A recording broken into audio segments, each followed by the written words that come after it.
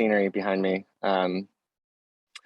But we were enjoying a wedding up here. Ironically, speaking of Cutco, it was my PR and my cousin who was getting married. So we basically brought him an ultimate, which was pretty cool. It's the only thing he wanted. Um, so really beautiful pier. You guys in Wisconsin would really, I'm sure, recognize all the scenery here. It feels very much the same as Wisconsin, which I missed.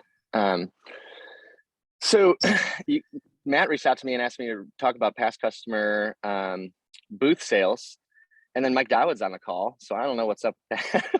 But everything you're going to hear from me is probably a Mike Dowdism, because my original mentor when I first came back into the business, what was Mike? I reached out to him first. He'd been in the Central region, and he was the master of past customers. And I was coming back into the business doing service calls, and yeah, so that's where really I learned the entire idea of the customer relationship. And fast forward now, one of the reasons I'm really passionate about this topic is because in Florida, we've been able to build a past customer machine, right? So we've been able to really get this systemized and pump out a lot more past customer orders, a lot more past customer sales than ever before. And when you keep going back to the show year after year after year, that's when you can really see the magic of the ripple effects of what you're doing. So what I want to talk to you guys about today, we have a pretty high powered group here. So I figured I'd talk a little bit about ultimate upgrades at the booth. So I wanted to give you guys some tips for that. That's really been closing that and upselling stuff. So we can go over that. Then I was going to go over the give up close. You guys probably know that, but write it down and think about it. So I just think that's a really good refresher, and I might have a different perspective on that. And then if we have time, the last thing I want to do is just talk about the pieces that people don't sell as much. So I think that one thing, when you start selling to past customers over and over and over again, if you guys have realized this, they already have a 4-inch paring knife and a cheese knife and a petite santoku. And how do you give them an ultimate upgrade? Or how do you do, 5-piece add-on sets for people like that and sell some of the knives that people aren't as used to, but still use your typical approach? So those are just 3 things I think are the biggest game changer with past customers.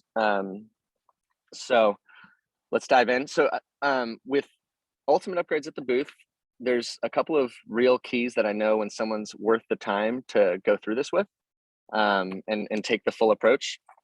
One thing that's really changed the game when I'm prospecting these customers when they come up to the booth is when you can recognize what they already have. So I don't know what you guys say when someone's coming up to the booth, or what you guys say when you recognize that they own Cutco, but there should only be one thing you say. Okay, so people like stall here. And I notice when I work with people, you can really tell who is just going through the motions or who's really intentional about the things they say to a customer by if they say, well, how long have you had your Cutco? Or when was the last time you had it sharpened?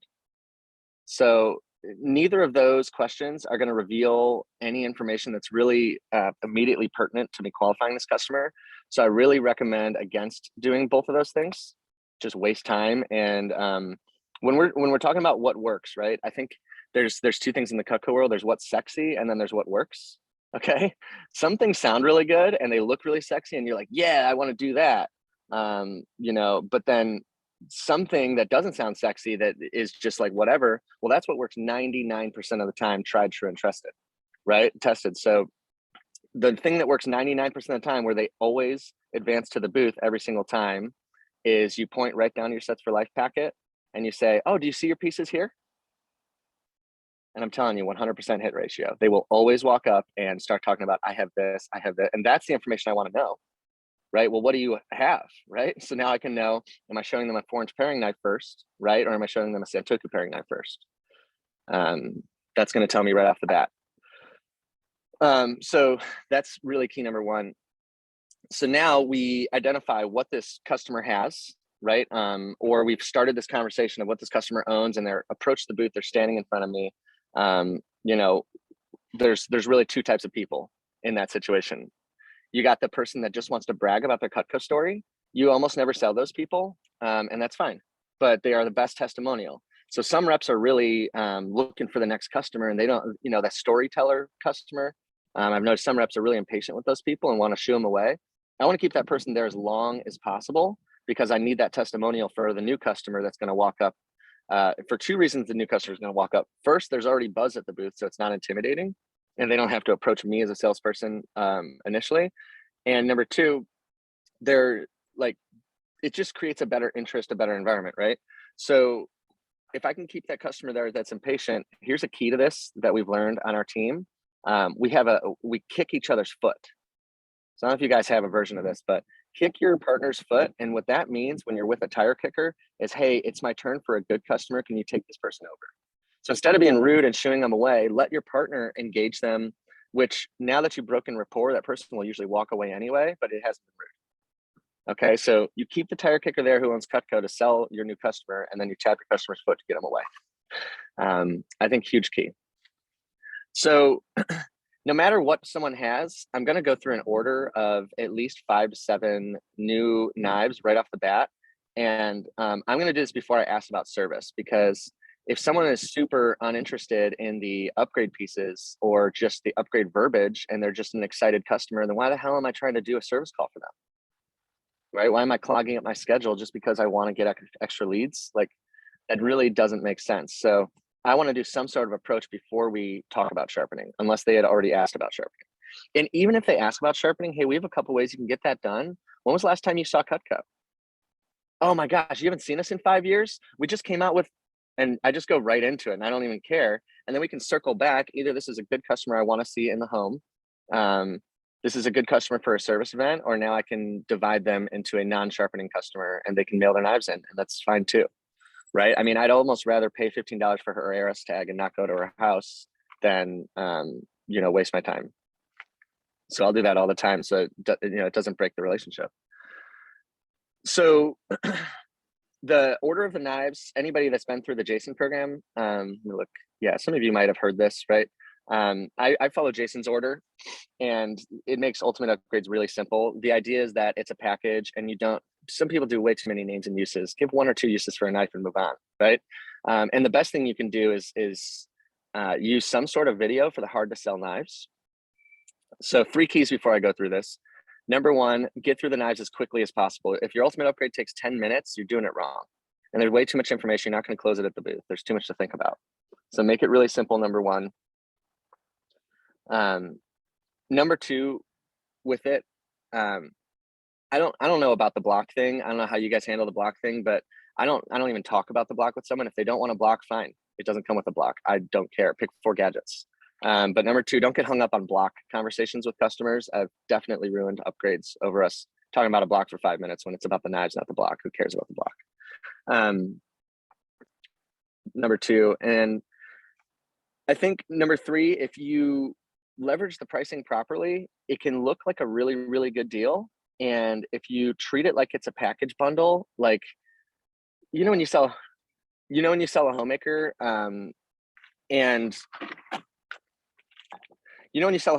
right? And you can leverage the fact that it's already discounted with Cutco. Okay. So when I sell an ultimate upgrade, I leverage the fact that it's a prepackaged bundle that's already sold by Cutco that you don't really want to mess with. Right? We don't really want to take a couple knives out there and do a partial upgrade. It's just not the way it's a package. Let's not mess with it. Okay. So that's my 3rd key. Treat it like it's a package you don't want to break up.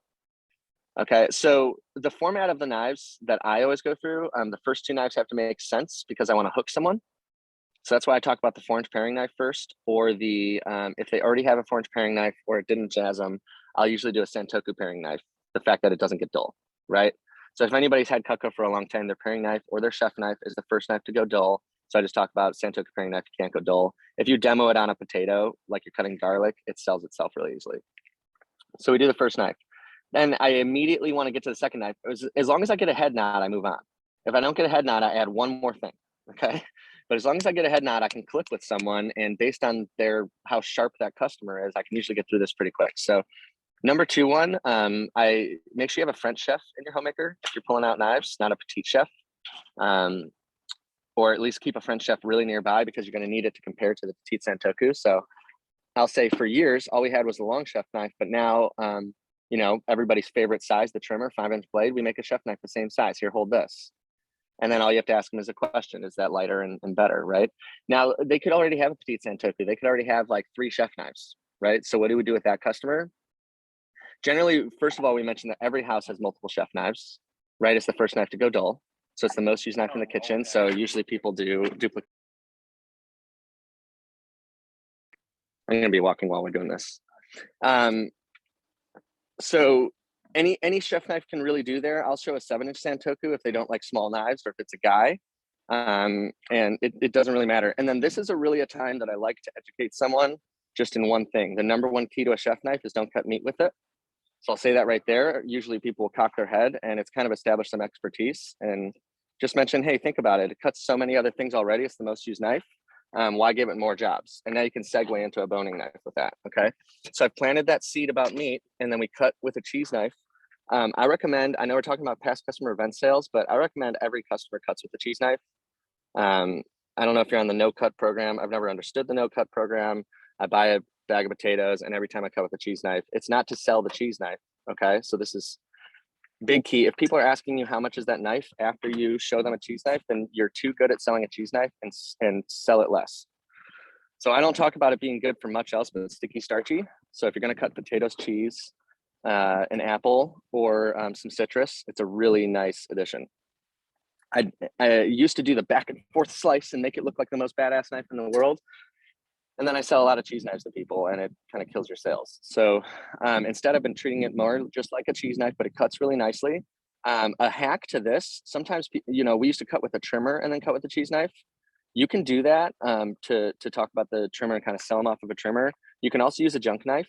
It does a really good comparison too. So I'll take my Farberware or my Wusthof junk knife, and we'll cut a potato first and then do the Cutco cheese knife. And it's even more impressive to demonstrate the fact that it has the holes on there. So the first thing I say before they can interject and ask about the cheese knife price, because even when I undersell it, they still ask, is, hey, and by the way, I'm not showing this because the cheese knife is so awesome. Okay.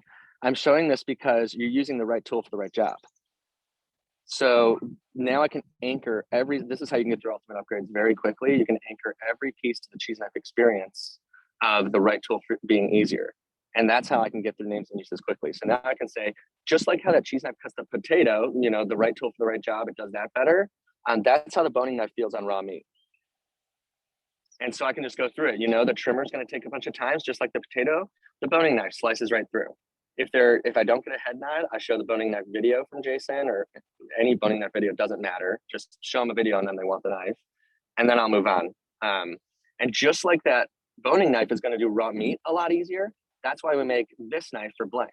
Okay, so the middle couple pieces are really up to you, your flow, but you want to save. It doesn't really matter. I'll show 2 or 3 pieces in the middle, usually a salmon knife.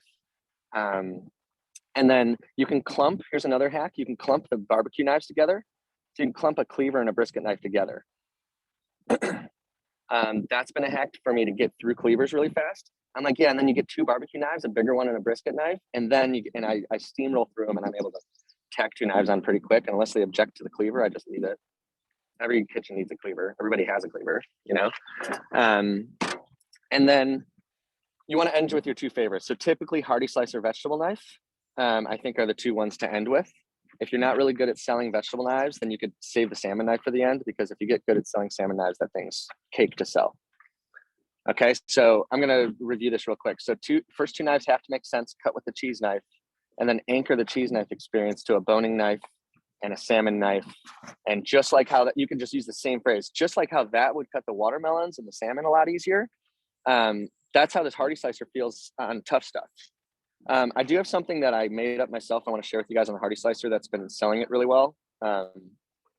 So the Hardy slicer is definitely the best squash knife. If you guys eat squash, you cut a butternut squash, it's the only knife that works. Okay. So this is a really good, relatable experience that people, I get 100% head nod approval on. So and you can bring the knife on, you can be really animated with this, and it's really effective. So first thing I say is a lot of people relate with going low carb, right? It's just a buzzword. So I'm like, yeah, we've been eating less carbs, rices and breads, and we've been doing more squashes. And I've realized the one thing with the squash is that sucker's hard to cut. And everybody's like, yes. And I'm like, but it tastes so good. I don't know if you guys have oven roasted it. It's a great way to, it's really sweet.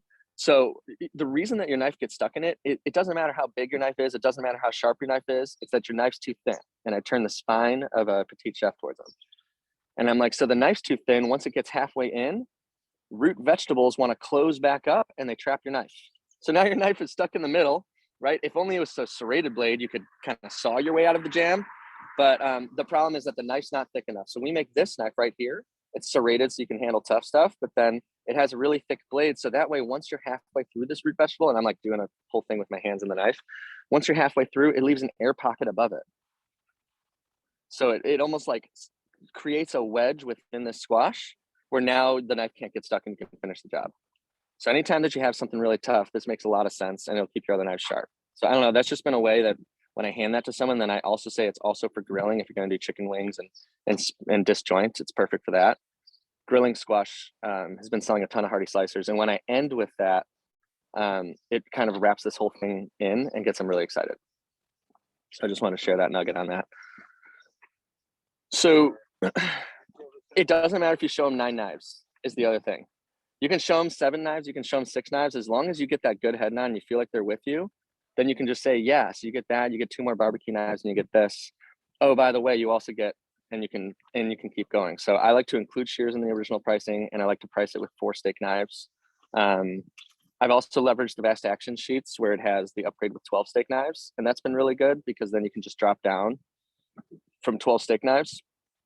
A lot of people are doing fan set upgrades. I love it. I haven't done it. If you guys, the key, I think, to that though, if you're going to be doing fan sets and you're going to be selling ultimate upgrades to people that own ultimates, is knowing all those extra knives. So I talked about the Santoku pairing. The other knife I'd get really good at selling is a Santoku cheese knife because everybody has cheese knives. So Santoku cheese knife is just a cheese knife and a paring knife had a baby. So haven't you ever been wanting to cut a potato or a tomato or a pepper and you want to core the top out? Well, unfortunately, the cheese knife doesn't have a sharp point, so you can't do that. So that's why we made one that basically a paring knife cheese knife combo, 2 of people's favorite knives in their kitchen, and you hand it to them and you just tell them it's cute and they always buy it. You can also use a mini cheese knife to do the back and forth motion. So if you guys know what I'm talking about, where you leave the tip on the cutting board and you just glide the knife back and forth and get really thin slices of stuff. That I actually tell people is better with the mini cheese knife than the regular cheese knife because you have more control. So I'm like, the larger cheese knife is better for slicing and bigger slices, but the mini cheese knife is for doing this. And I show them the little motion and now they want a mini cheese knife. So a lot of times it's just based on what someone has there. And then, but it isn't always, it doesn't always matter what people have, because if you've ever been on a service call for someone that never had a rep, they always have duplicates of their favorites, right? So I don't know why I've always shied away from giving someone a duplicate knife, but the fan set opened my eyes to this mainly when I was studying it, is that, if you sell an ultimate fan set, there's 6 duplicates, right? So, and nobody argues with having an extra trimmer and an extra petite chef. So, I think when you're talking about ultimate upgrades, it doesn't really matter what they have, right? You just, if they seem opposed to having a duplicate of it, then show an alternative. But a really good question here is if they say, oh my gosh, I have that one. I know, don't you wish you had 2? It's so funny. And you just nod. I know, don't you wish you had 2 of them? And they're like, yeah. It's the weirdest thing when you say that to people about their favorite knife. Don't you wish you had 2? Another way to add on pieces to an ultimate upgrade without it taking a long time, or you having to do more names and uses and confuse people. So leveraging pricing on that, some people I noticed have been showing Wusthof price comparisons again for Cutco owners, and I think that that's smart. So we've been doing that again. Like, hey, Mrs. Jones, I know that when you bought Cutco 20 years ago, things don't cost the same, okay? I just wanted to show you, like, even German knives have gone up a lot since then, right? A German knife set back 20 years ago is probably about half of this. But because they're made overseas, they've actually had to increase their prices a lot more than other types of products. So you're going to notice foreign knives going up in price much quicker than you're going to notice American-made products, and obviously for obvious reasons. So, this $1,200 knife set, that's going to cost a lot more later, or whatever. So I'm just leveraging German knives to it, and I think it's helping reprice position for people. It's been really good. Okay, so you guys know how to do the pricing. Take the full price of the ultimate, subtract out the homemaker, and they pay the difference. That's a really good starting point there. I am a really big fan of not dropping off things to drop that price right away, but trying to tack things on or exchange things. So if they don't want the block, I don't take it out of the price. I'm like, oh my God. So like, hey, we don't want the block. Oh my gosh, perfect. I'm sure you don't want all the stuff on your counter. That's why Cutco just lets you sub it out for 4 gadgets. think about it, you give yourself like an extra $160 of wiggle room when you pick out 4 gadgets. And if they just are rolling with it, I add a bake and serve set, and it actually covers that difference. So that way I don't have to deal with all that and the pricing and the difference and blah, blah. It's been really, really good. And people are always excited to get an extra thing. So hold on one second, guys. I'm getting in the car. Okay. Okay, so that's on the ultimate upgrade. That's pretty much all I have. I'm sure you guys know a ton of stuff on this, but I think just if you keep it simpler, it's better. And knowing that you're talking to the right person, and skip that service call thing. So second,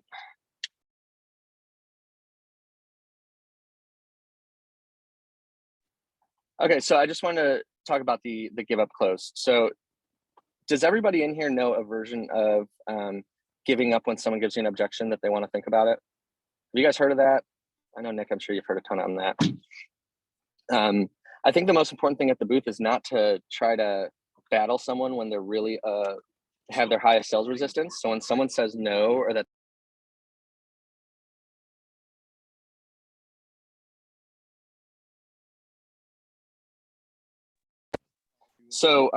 when someone says that they want to think about it, the most important thing here is that you do nothing but pretend like that's okay.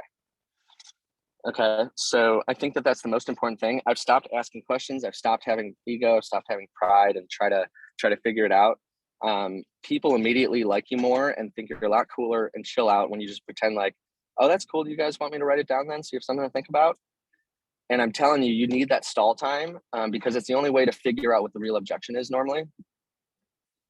Because all I have to do then, first of all, you do that and they're like, oh my gosh, thank goodness this guy's cool. I thought I was trapped here. Okay. So number one, especially because we're great salespeople. But the number two thing is then you can ask them what you want to write down so you can clarify what they like. Usually the objection comes out right then, and now I can just drop down and I don't have to do a write it down. I don't write something down and hand it to people like 99% of the time. This is just so I can figure out information, right? So if we're going to write it down, I'm going to say, so what do you guys want me to write down? Was this what you guys wanted? Do you love this? So you confirm first. Second thing is then I'm going to ask how they felt about, the price. So I think talking price with people of affluence is really tricky. And I think that if you mention budget, it's offensive, actually. That's just my own opinion. Well, so instead I just say, yeah, and for writing it down here, do you guys want me to write the payments, or do you just want me to write it in full? So I kind of tell you where someone's at money wise without you having to ask directly. If they say, no, if we're going to do it, we just pay for it.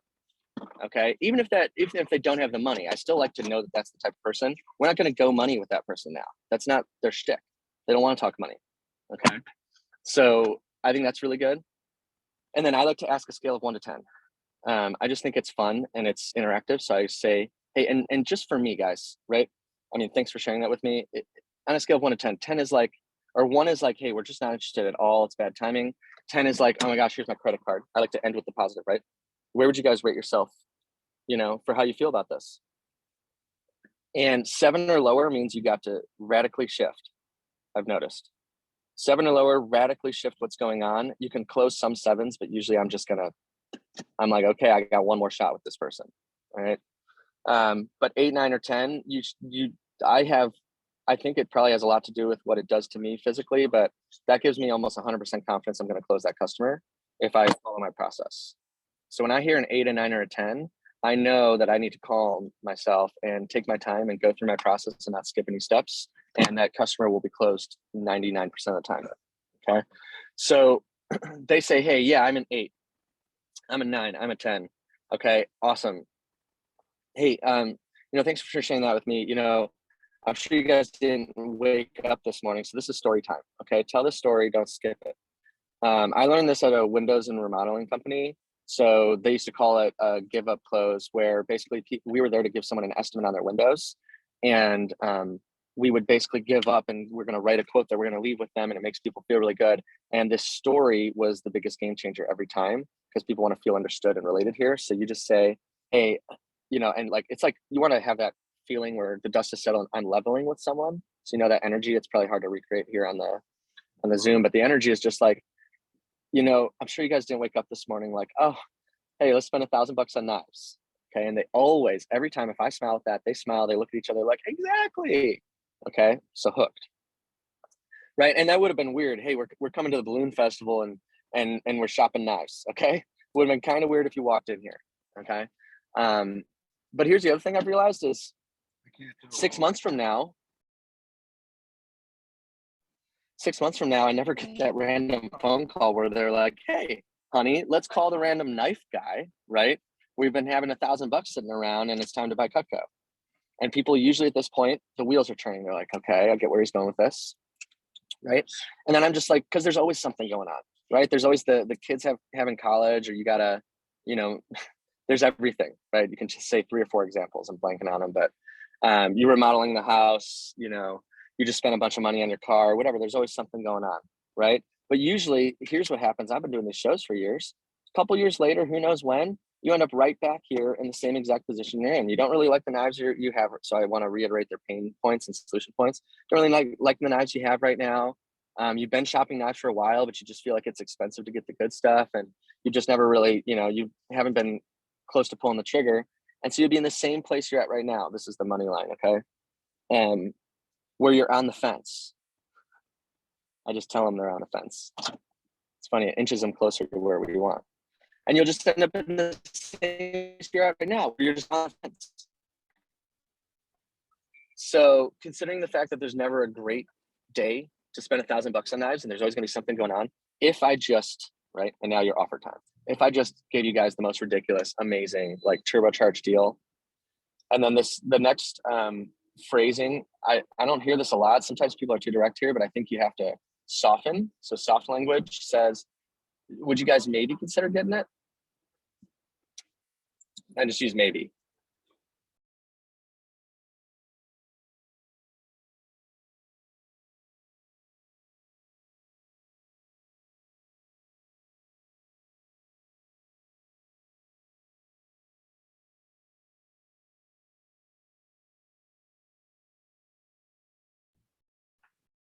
Muted. You're muted.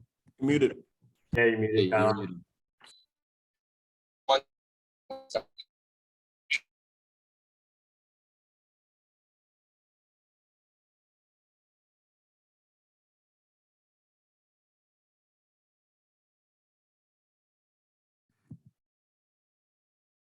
Colin, you there?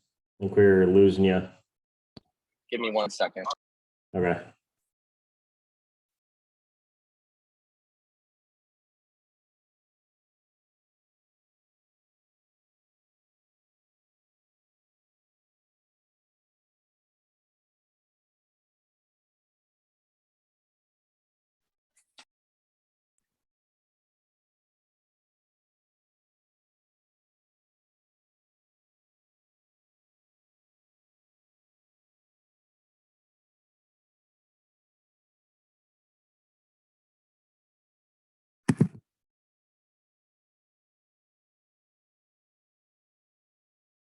Colin, you're muted if you're trying to talk right now. Can you unmute him, Nick? I only can ask him to unmute. Give me 1 second. Hold on.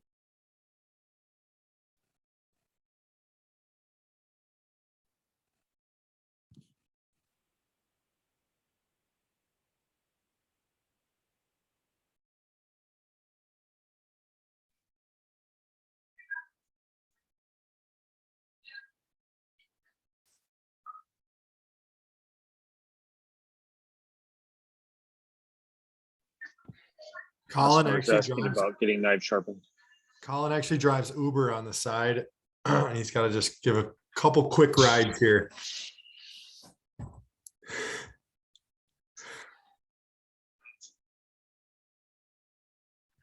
Thanks, guys. Sorry, I did direction snafu over here as we're driving. So, kind of lost my place, but I want to finish this give up thing. I think this is really vital. So I asked at the end, the most important part of this is, if if I were to give you the most amazing deal, is that something you maybe consider today? That's all I need. You guys can choose two ways to go with this, either the Fonz Jenkins way, which is free stuff and a discount. Okay, you can be playful there. A lot of times I skip that and I just do both anyway because I want to close it and get it done. And then the third dagger here that sometimes I'll do without offering a crazy deal is just a free customization, which is a crazy deal. So sometimes I think people really miss this, that there's a couple things that people just aren't excited about that are really, really just don't matter to sell them on. So I'll just customize those pieces out that they didn't like. So that's my crazy, ridiculous deal. Guys, I'm really not supposed to do this, but you know what I'm going to do for you? I'm actually going to break up the set. I just treat it like it's the most crazy thing. I know I'm not supposed to, but I have a couple strings of Petco. I'm going to go ahead and break up this set for you guys. That way you can, there's nothing that you get in here that you wouldn't use. And I do a couple options, 3 or 4 options on common knives that people swap out. And actually a lot of times that closes it without even having to offer some sort of discount. Okay. Okay, so does anybody want me to repeat any of that with that close? Did you guys get that information? I know I cut off in the middle there. I think we got it. Does anyone want Colin to go through the give up close again or no? I'm good. I got all of it. Sweet. Okay. All right, thanks for that. Okay. Last thing, I've touched on it a little bit, but random Cutco pieces that are hard to sell. I like this more as a round robin. And hey, listen, some of you guys on here might be better than me at this stuff, but the goal of this is just to really put some emphasis on learning the knives that are harder to sell, because everybody can sell the common 5, right? I think that you can put any person in the booth with a script and they can sell 5 Cutco add-on pieces to any past customer ever. I think it takes 0 skill set whatsoever. And that's also why I also think it's important to show 7 to 9 knives powerfully and quickly, because then you end up with 5 instead of you showing your favorite 5 all the time and you end up with 2 or 3. So that's how I usually know I'm working with someone who's pretty fresh and new, is because they're showing the same 5 knives all the time and selling 2 to 3 pieces, when you know the vet is showing packages like upgrades and then they're ending up with 5 to 7 pieces with these customers. So you can really tell someone's average order at the booth to how good they are at showing the new knives. I think that's like really where it comes from. Okay, so go ahead, if you guys want to put in the chat, say a knife that maybe you have trouble selling, and maybe I have something good that you haven't heard. Fresh perspective, right? We're in different regions, you never know.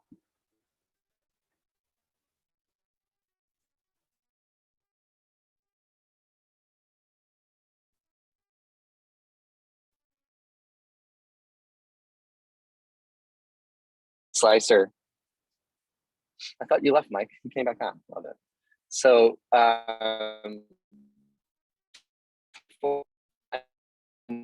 so matter 21, 24 or 17, 20, 20 is never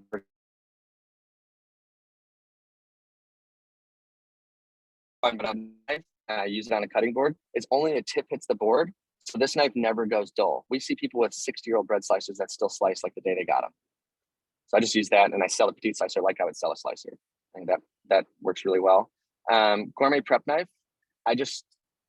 The gourmet prep knife, actually, there's a real squash video from Jason's wife, Candace. If you search Hardy Slicer Cutco on YouTube, she's using a gourmet prep knife on the squash.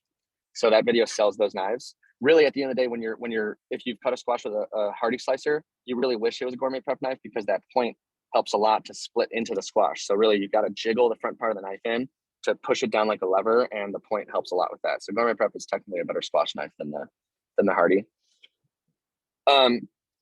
So I think 2 things with cleavers.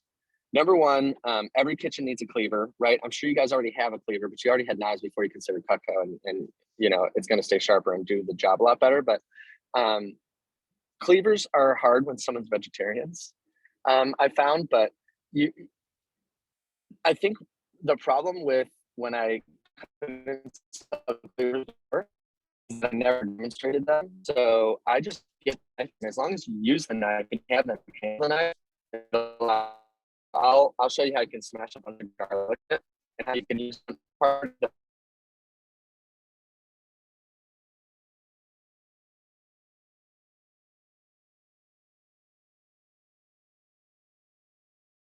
car is lighter and skinnier, right? So it doesn't get stuck. It's not, 2 pounds of steel, it's only a pound. To be frank, usually I'm including cleavers in ultimate upgrades just because I breeze over it and it just comes in it and people aren't arguing about it, more than I'm selling the cleaver. But really that's the first one I'll customize. So that's usually where the bird speak goes to give me a lot of pricing wiggle room, or it's where a brisket knife goes. But listen, if someone barbecues, they gotta have a cleaver. Come on. Like, hey, are you the type of barbecuer that does ribs sometimes? Dude, you're gonna love a cleaver. Salmon knife. So I'm gonna type in the chat the thin slicer YouTube video. This is also Jason. Whoops, that went directly to Matt. Hold on. Thin slicer YouTube, Jason. So bookmark that one, and that's how you sell salmon knives to everybody. So it's a melon knife, but for a while, I didn't understand why people take skin off a salmon. You do that to make locks. If you take the skin off the salmon before you cook it, you can make locks, like gravlax, by pickling it, because it has to be without its skin. So you're curing and brining it that way. Another reason to take the skin off a salmon is to pluck out the bones before you cook it.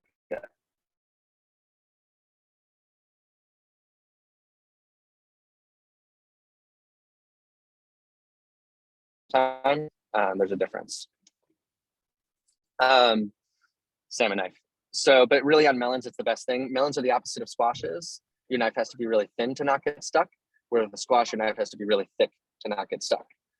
So every time we cut the salmon knife, I'm just and curves it around the melon and sells that thing for you. 4-inch gourmet pairing. I love the gourmet pairings because they have a steeper hollow grind. So that's what I say.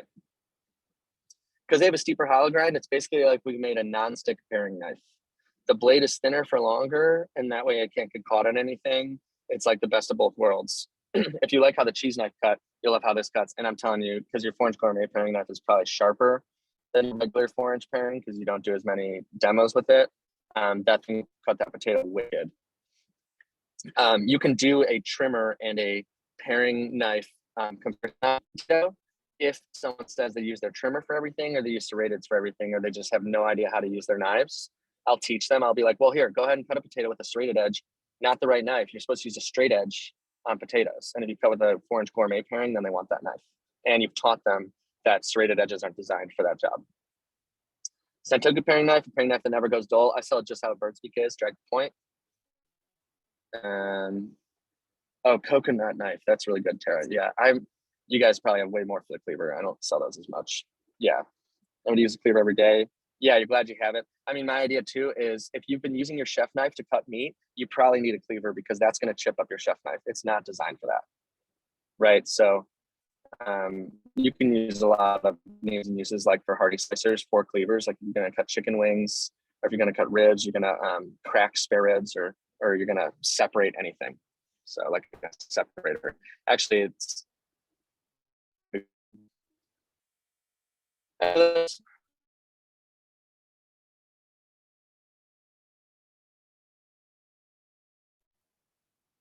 the end of the day, you can just reuse names and uses for knives for new knives and just sell them the same way you sold the old knife. I think that's usually the best way to do this. You don't remember the original demo, you know?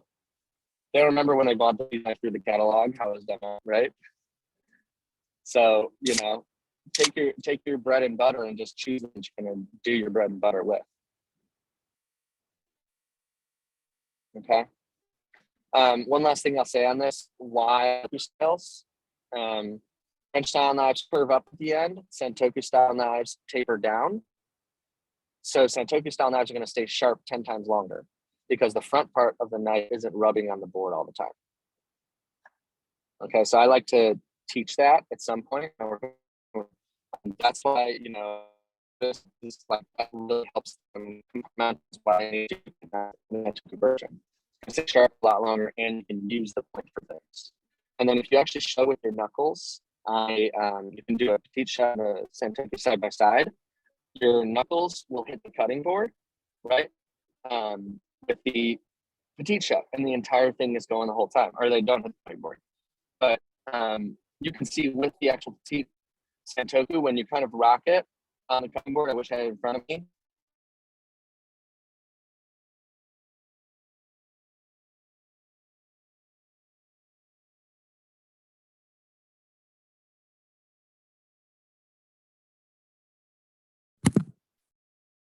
We lost him.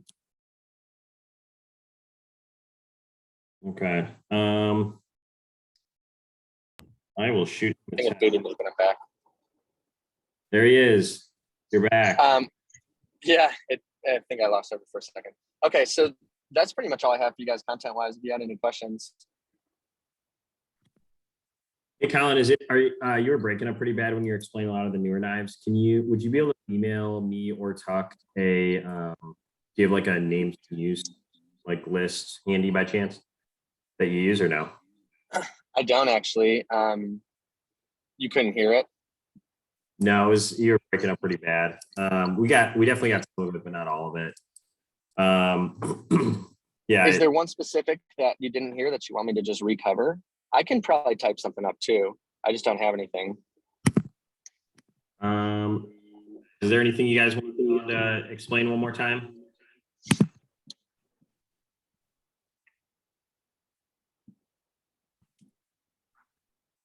Colin, if you record a video and send it to me, I can get it scripted. That's a good idea. What was that last thing you were saying at the end there? With comparing the Santoku and the regular? Yeah. So there's two styles of knives.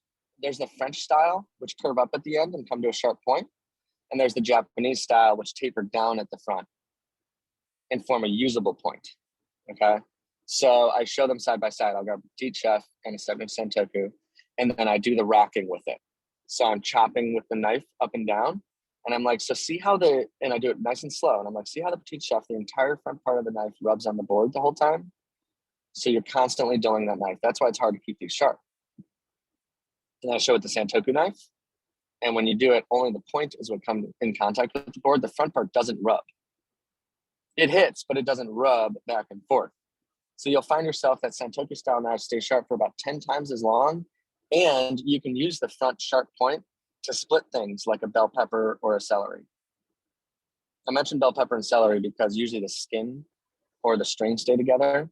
So that sharp point will always get through it without the knife necessarily having to be sharpened.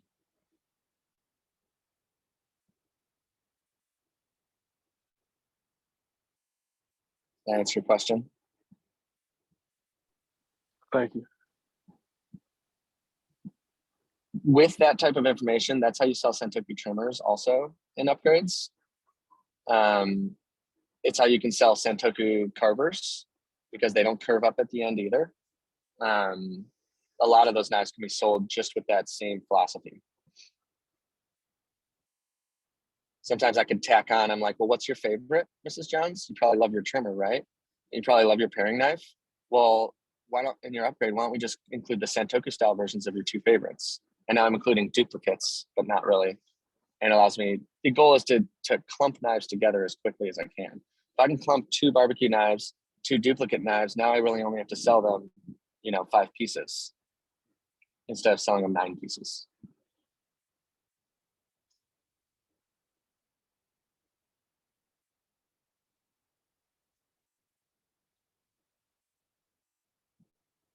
Anything else for me?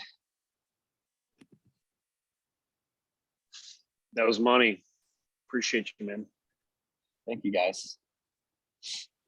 Thanks, Colin. Anyone else have any other questions for Colin?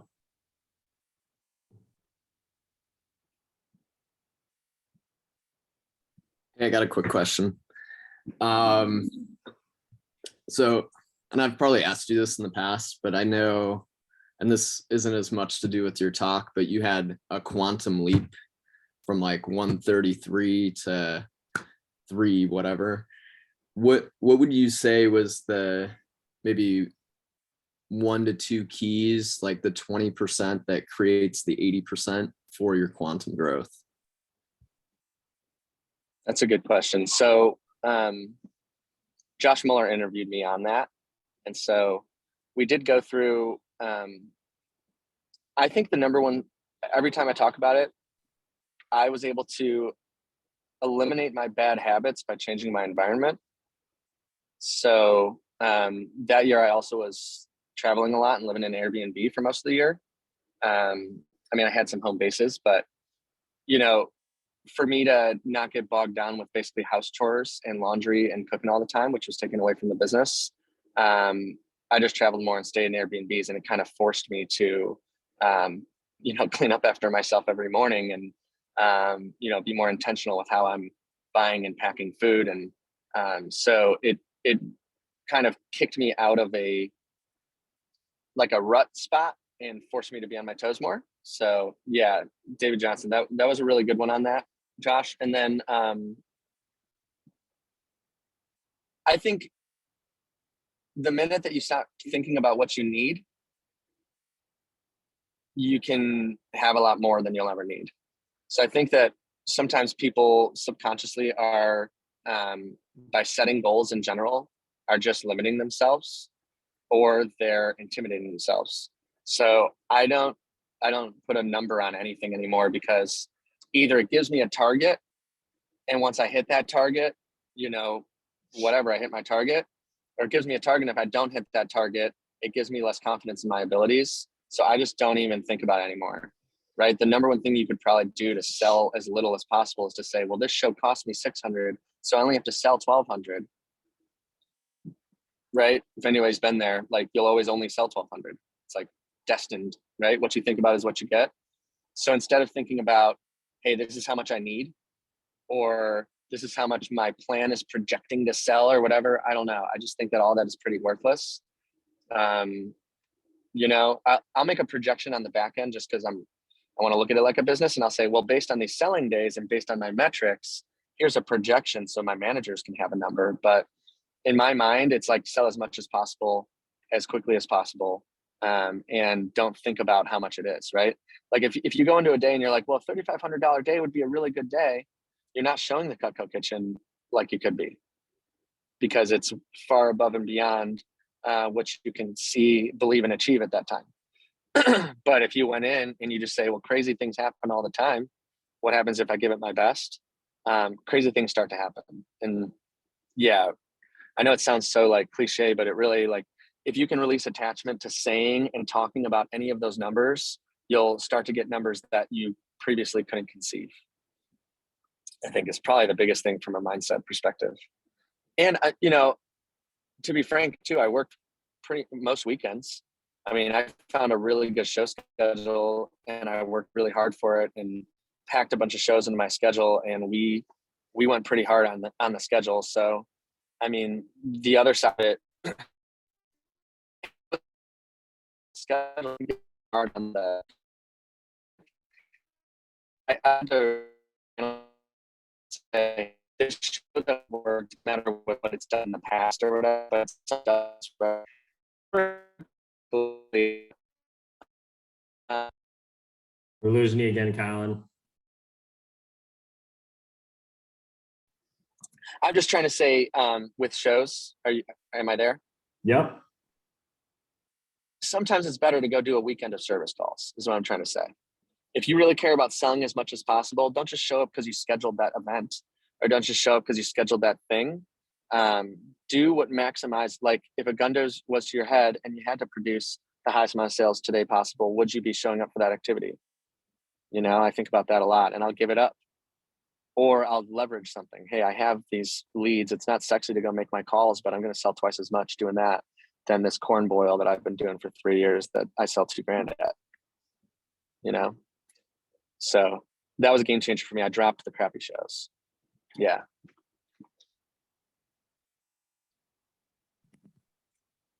Awesome. Appreciate it, Colin. I think we have time for one more question if anyone else has another question for Colin.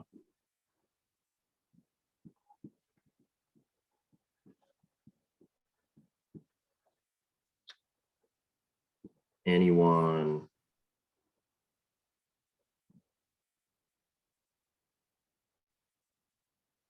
Wow, look at this good looking group. I didn't even scroll through who's here. Oh my gosh, there's a lot of familiar faces. That's awesome, guys. I miss you all. For sure. Yeah, we miss you too, man. So, well, either way, thanks for giving me the opportunity to give back here. I mean, my last shameless plug, if you want to have a quantum leap, that's, I don't do much mentoring like I used to, but I'm always looking for one or two students. I've mentored a couple people in here. I know Lucky and I worked together for a while, but, the person that I'd like to give more one-on-one attention to is generally the person that wants to grow, like from what I did, 133 to 367, and is super ready to completely radically transform their life and lifestyle, and are really open to learning. So I'm always open to a conversation. And I'm cool just giving you a bunch of free information. And if you want to talk more, that's great. But I'm going to post in the chat my email, and just don't be shy. If you want anything from today, or you want to start a conversation on something like that, or you just wanted me to clarify some things that I was going over and maybe broke up with, that's my email. So you guys can just go ahead and shoot me anything, or just shoot me maybe some takeaways. Sometimes the takeaways from what I say aren't always takeaways I think you'll get. So I can learn by what you guys learn. So. Cordell, do you have a question?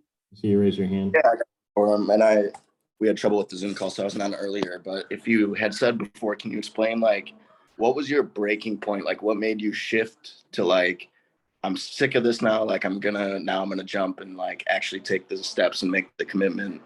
Like what happened in your life to like make that go, like that transition? I put a lot of thought into that. It's such a good question, right?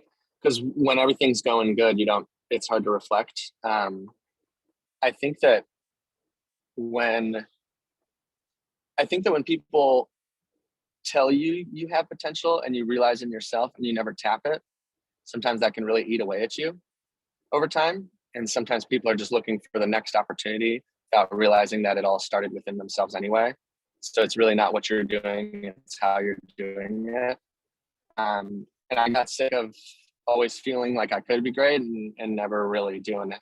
So there was something in myself where I wanted to shift an identity of trying to doing. I think there's a lot more to unpack.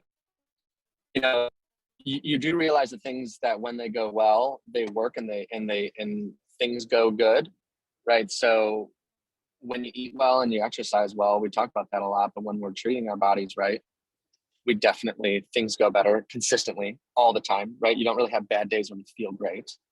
I think that's a tip in there, but there wasn't really one specific breaking point. I was going to be turning 30 and I felt a little bit of that. Probably that played into it. Like, well, look what I've done so far. Cool. Right. I think there was also a feeling of, well, if I'm really going to do this thing, what can I do? Like almost seeing the potential of it. I think the other thing you have to realize, your expenses and your taxes, we make 30%. So, a 5K show isn't 2,500 in income, right? A $10,000 week is not $5,000 in income; it's 3,000 in income. So, I think sometimes you look at what I say don't look at what you need, but if you do look at what you need, you have to plan for. We only make 30%, and then if you give discounts all the time, you only make 20%. So if you're the rep at 10% off every single order, right, and you sell a discount, and you're paying for shows all the time, and you're not maybe leveraging that with no cost activities like in-home or things that don't have expenses associated to it, it's really hard to clear 100 in this business. And I think that's also an epiphany I had, right? You file taxes and you sell 337, you're still making 80, right? You're like, okay, well, something's got to give. I got to really, really dial this up. So I think that's also another perspective. Like when you really think about, to clear 100 after taxes takes a lot more than you think. And it's not just as simple as selling 3K a week or something, right? So, if without 10 and 20K weeks, then, I can't balance off the 1 and 2K weeks to bring yourself back to basically an average, right? So, I think you need a lot more than you think if you really want to live this life and really have lifestyle with what we do. So that forces me to show up more days than I normally would, right? Instead of working 2 to 3 days, maybe working a 4th day, right? Because I do realize that you pack that schedule up and the returns are a lot higher. Yeah, thank you for that. Awesome. Well, appreciate it, Colin. Thanks for giving us the goods on the ultimate upgrades. And I really like the give up close. I use that, but it's also great to, also hear it again, especially when you literally tell your customers you're on a fence right now. And it's like, yeah, and they're like, oh yeah, I guess we are. I guess we're on the fence right now, aren't we? So yeah, so I appreciate you sharing those. I definitely took some nuggets out of it. So appreciate it. And yeah, if you guys have any questions, we dropped Colin's email in the chat. I think Colin might have. And yeah, so if you guys have anything, just reach out to him. Otherwise, feel free to reach out to me, and I can always get in touch with Colin too if you guys have any other questions. Yeah, I'll send you a names and uses video so you guys can share it, since I broke up during that. Oh, awesome. Appreciate it, man. Awesome. Well, hey, have a good vacation in Maine. I was just there last month and it was amazing. Eat a lot of lobster rolls. Oh, we had so many. We're actually on the way to the airport now, so leaving, but it was really fun, dude. I love Maine, and I'll be back for sure. Yeah, Maine's great. Awesome. Appreciate it, man. Safe travels. Thanks, guys. Good luck. Thanks, Colin. Thanks, Colin. Okay, I'm going to stop the